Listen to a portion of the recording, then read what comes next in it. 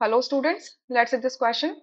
The question says a device that converts energy of combustion of fuel like hydrogen and methane directly in electrical energy is known as electrolytic cell, dynamo, NICD cell, fuel cell. So इस question का जो correct option है वो है D, fuel cell. Fuel cells वो इस type के devices होते हैं, बेसिकली वो आपके इलेक्ट्रोकेमिकल सेल्स होते हैं जिनके अंदर जो केमिकल एनर्जी होती है। अब वो केमिकल एनर्जी जनरली आपकी कंबशन से निकल के आती है, ठीक है, कंबस्ट करते हैं किसी फ्यूल को।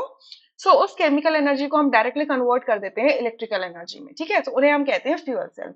रेस्ट ऑप्शंस आपके क्या होंगे, इनकरेक्ट हो जाएंगे। इलेक्ट्रोलिटिक सेल्स वो सेल्स होते हैं, वो डिवाइसेस होते हैं जिसमें हम इलेक्ट्रिसिटी की हेल्प से केमिकल एनर्जी क्रिएट करते हैं, यानी कि केमिकल रिएक्शंस करवाते हैं, यानी कि electrical energy is converted into chemical energy. तो ये तो गलत हो जाएगा। डायनेमो क्या होते हैं, इलेक्ट्रिकल जनरेटर्स होते हैं। सो इलेक्ट्रिसिटी जनरेटर्स होते हैं जो डायरेक्ट करंट प्रोड्यूस करते हैं using your commutators. So B option गलत है। एनआईसीडी सेल जिसे निकैड सेल भी कहा जाता है, एनआईसीएडी निकार्ड सेल या फिर निकल कैडमियम सेल कहा जाता है। ये बेसिकली क्या होता है, सेकेंडरी सेल्स होते हैं जिनको आप रीयूज कर सकते हो। इनमें जो केमिकल रिएक्शन होती है उस केमिकल रिएक्शन से इलेक्ट्रिकल एनर्जी जनरेट होती है, ये डिस्चार्ज हो जाते हैं, फिर आप इसे फर्दर इलेक्ट्रिसिटी प्रोवाइड करवा के केमिकल रिएक्शन करवा देते हो और ये रिचार्ज हो जाते हैं। तो ये सेकेंडरी सेल्स होते हैं, आप इन्हें रीयूज कर सकते हो बार बार। सो इन्हें कहते हैं निकैड सेल्स, ये होते हैं निकैड सेल्स। सो इस पूरे क्वेश्चन में डी ऑप्शन ही करेक्ट है।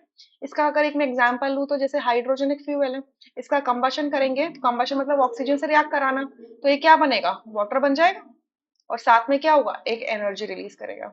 इस एनर्जी को ही हम क्या कर देते हैं, कन्वर्ट कर देते हैं इलेक्ट्रिकल एनर्जी में। I hope you understood this question really very well. Thank you.